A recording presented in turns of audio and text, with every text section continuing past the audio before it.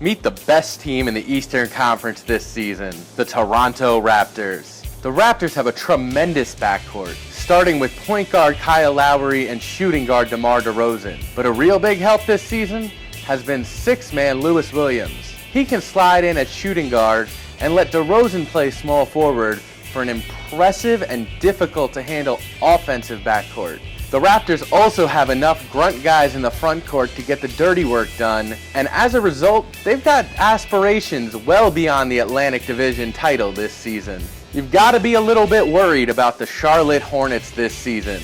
Steve Clifford is going through a real sophomore slump, and the weirdest part probably is that the defense has slipped along with the offense. New addition Lance Stevenson should not get all the blame. He and point guard Kemba Walker are shooting under 40%, and the problem is they're the only two real playmakers for the offense.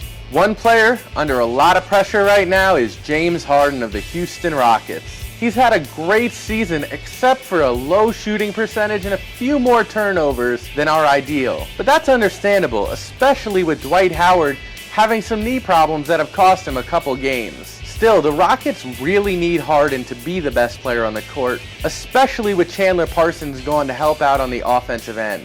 Here's one to set your DVR for. The Clippers and Rockets play Friday night on NBA TV. The Rockets have the better record so far, but the Clippers are starting to come into their own. Chris Paul is having a tremendous season, kind of under the radar. People expect a lot from Paul, so maybe he doesn't get as much credit as he deserves. But he versus James Harden is always an interesting matchup. And the Clippers swept the Rockets each of the last 2 years since that rivalry started.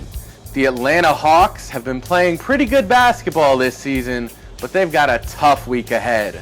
They play the Wizards, Raptors, and Pelicans. And though Paul Millsap is having a strong second season in Atlanta, Al Horford is going to have to start reasserting himself as the all-star caliber big man we all know he can be.